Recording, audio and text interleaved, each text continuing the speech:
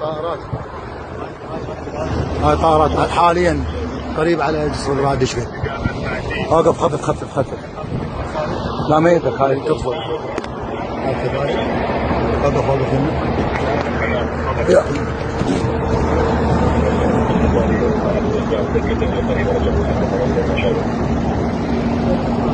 وقفت قريب على ذراع دجلة، توجهات بهاي الناحية.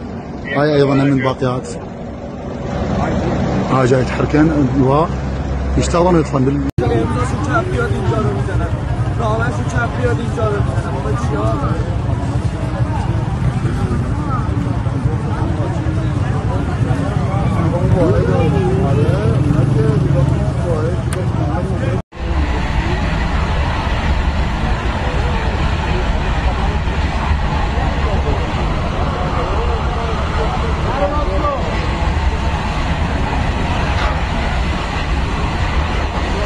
رسیدیم.